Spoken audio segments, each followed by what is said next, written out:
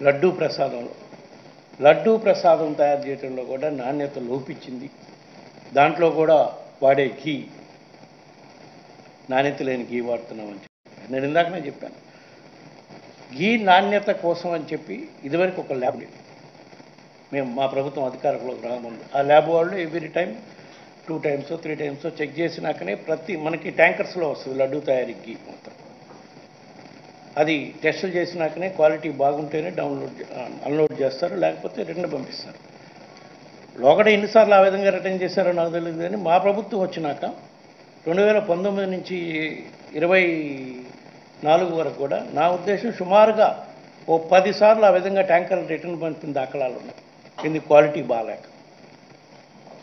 అది కూడా కాక ఇంకా 2 స్టెప్లు ముందుకు పోయి ప్రతి ట్యాంక్ దగ్గర వచ్చిన టెస్టింగ్ చేసేటప్పుడు మన దగ్గర ఉండే ల్యాబ్ ఎక్విప్మెంట్ ఎప్పుడో 20-30 సంవత్సరాల నాటి పెట్టిన ఎక్విప్మెంట్ కాబట్టి క్వాలిటీ సరిగా చెక్ చేయలేకపోతుందని మైసూరులో ఉన్న CFTRI central food and technical research institute వాళ్ళ దగ్గర నుంచి డిప్యుటేషన్ మీద ఒక ఆఫీసర్ని తీసుకొచ్చి ఆ ఆఫీసర్ అడ్వైజ్ ప్రకారం ల్యాబ్ను మొత్తం ఆధునిక ల్యాబ్గా మార్చి మళ్ళీ అక్కడ పనిచేయడానికి కూడా ఒక సీనియర్ CFTRI ఎంప్లాయీ రిటైర్ అయిన ఆయన తీసుకొచ్చి ఇక్కడ పెట్టుకొని ఆ విధంగా గత 3 సంవత్సరాల నుంచి కూడా టెస్టింగ్ ఫెసిలిటీస్ని ఇంప్రూవ్ చేసి ఇదంతా ఎందుకు క్వాలిటీ ఆఫ్ ఘీ లడ్డూలో వాడే క్వాలిటీ ఆఫ్ ఘీని మనం ఎక్కడా కల్తీ లేని ఘీ వచ్చేటట్టుగా చేయటం కోసం ఇన్ని కార్యక్రమాలు చేశామని చెప్పి ఈ సందర్భంగా తెలియజేసుకుంటూ ఇన్ని రకాల భక్తుల స్వామి పవిత్రతను కాపాడుకుంటూ భక్తులకు ఎక్కడ అసౌకర్యం కాకుండా ఇన్ని కార్యక్రమాలు చేసిన మా ప్రభుత్వంపై మా పార్టీపై ఇంత ఘోరమైన ఎందుకు మోపారు ఈ నెపం అంటే ప్రజల దృష్టిలో మేము దుష్ప్రచారం చేసి నమ్మించే కార్యక్రమం చేయాలని చూస్తున్నాడు. ఇది చాలా నీచమైన ఆరోపణ. దీనిపై వాళ్ళు చంద్రబాబు నాయుడు గారికి ఎవరైతే మాట్లాడారో దీనిపై వాళ్ళు స్పందించాలి. వాళ్ళ దగ్గర ఏమైనా ఆధారాలు ఉంటే నిరూపించాలి. లేకపోతే తప్పకుండా దీనిపై డిఫమేషన్ కేసేసేదానికి అన్ని విధాల ఏర్పాట్లు చేస్తాం. ఇక్కడేదో మన హైకోర్టులోనో ఇంకో హైకోర్టులోనూ కాకుండా, ఎందుకంటే స్వామివారి భక్తులు ప్రపంచవ్యాప్తంగా ఉన్నారు కాబట్టి దీన్ని అవసరమైతే సుప్రీంకోర్టులో కూడా దీనిపై కేసేసే కార్యక్రమం చేస్తామని చెప్పి ఈ సందర్భంగా తెలియజేస్తాం. సాక్షాత్తు వెంకటేశ్వర స్వామిని అన్ని విధాలుగా భ్రష్టు పట్టించిన గాడిదల గురించి చంద్రబాబు నాయుడు గారు నిన్న బయట పెట్టడం జరిగింది. మనకు తెలుసు వైసీపీ ప్రభుత్వం ఉన్నప్పటి నుంచి లడ్లు వాసన వస్తున్నాయి, లడ్లు తింటుంటే కంపు వాసన వస్తుంది అని ఎన్నోసార్లు మనకి కంప్లైంట్లు వచ్చినాయి. చాలా మంది విమర్శించారు. లడ్డు నాణ్యత లేదు, లడ్డు సరిగ్గా లేదు, లడ్డు వాసన వస్తుంది, చర్యలు తీసుకోమని భక్తులు వేలాది మంది సంఖ్యలో ఈవో గారికి అయితేమి ముఖ్యమంత్రికి అయితేమి ఎన్నో సందర్భాల్లో మనకి చెప్పడం జరిగింది. ఫోన్ ఇన్ విత్ డివో అని ఒక ప్రోగ్రాం పెట్టినప్పుడు కూడా ఎన్నో సార్లు లడ్డు నాణ్యత లేదు, ఏదో తప్పు ఉంది, ఇక్కడ ఏదో తప్పు జరుగుతుంది అనే వాస్తవం చాలా మంది భక్తులు ఫోన్లు చేసి కూడా చెప్పారు. ఈరోజు చాలా వాస్తవాలు మీ ముందరికి బయటకు తీసుకొని వస్తున్నా.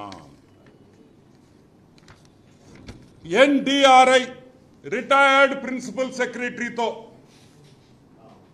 D Surendranath, dairy expert Vijayabhaskar Reddy, Telangana veterinary యూనివర్సిటీలో senior most professor D Swarnalatha garu, వీళ్ళందరితో తెలుగుదేశం కూటమి ప్రభుత్వం రాగానే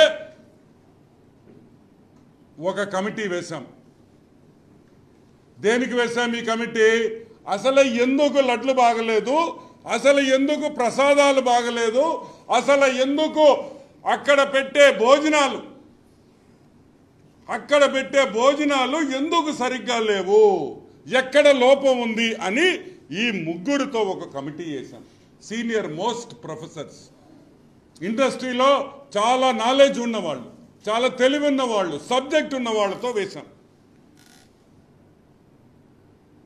వేసిన తర్వాత చాలా వాస్తవాలు బయటకు వచ్చినాయి. చాలా వాస్తవాలు బయటకు వచ్చినాయి. వైసీపీ గవర్నమెంట్లో నెయ్యి సరఫరా చేసే వాళ్ళని మార్చేశారు. ఎవరు నెయ్యి సరఫరా చేస్తున్నది ఎక్కువ? Nandini dairy, Karnataka milk federation, government of కర్ణాటకకు సంబంధించిన కర్ణాటక గవర్నమెంట్ సంబంధించిన మిల్క్ ఫెడరేషన్ నందిని బ్రాండ్తో నందిని ఘీ తిరుమలకు సరఫరా చేస్తుంది. మార్చారు. ఎందుకు మార్చాల్సి వచ్చింది? ఎందుకంటే నందిని వాళ్ళు, కర్ణాటక మిల్క్ ఫెడరేషన్ వాళ్ళు డబ్బులు ఇవ్వరు కాబట్టి, లంచాలు ఇవ్వరు కాబట్టి వాళ్ళని తీసి తక్కువ రేటుకి వాళ్ళకి రాలేరు, వాళ్ళు చేయలేరు, వాళ్ళకి వర్కౌట్ కాదు అని చెప్పి వాళ్ళని తరివేయడం జరిగింది. ఈ విషయం కర్ణాటక అసెంబ్లీలో కూడా చర్చ జరిగిన విషయం మీకు అందరికీ గుర్తు చేస్తున్నా. కర్ణాటక అసెంబ్లీలో కూడా చర్చ జరిగింది.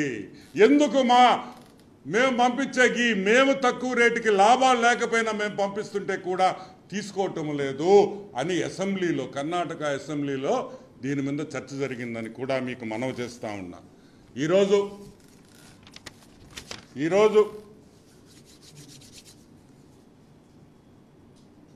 ఒక విషయం చెప్తా. ఏమయ్యా, మామూలుగా ఆవు నెయ్యి, మంచి ఆవు నెయ్యి ఎంత అనుకుంటున్నారు రేటా? మంచి ఆవు నెయ్యి, నాణ్యత గల ఆవు నెయ్యి రేట్ ఎంతో తెలుసా మీకు? 1000 రూపాయలు తక్కువ ఎక్కడ కూడా నాణ్యతమైన నెయ్యి దొరకదు. 1000 రూపాయలు తక్కువ అంటే 1 కేజీ నెయ్యి, మంచి నెయ్యి ఏమి కలపకుండా మంచి కేజీ నెయ్యి కావాలంటే 1000 రూపాయలు పై మాట. కావాలంటే మీ ఇళ్లలో మీ అక్క చెల్లెళ్ళని, మీ భార్యల్ని, మీ శ్రీమతుల్ని, మీ అమ్మల్ని, అవ్వల్ని అడగండి ఆవు నెయ్యి ఎంత అవుతుంది. మంచి ఆవు నెయ్యి ఏమయ్యా టెండర్ పిలిచి 320 రూపాయలకి ఇచ్చేస్తారా? ఎంత? 320 రూపాయలు.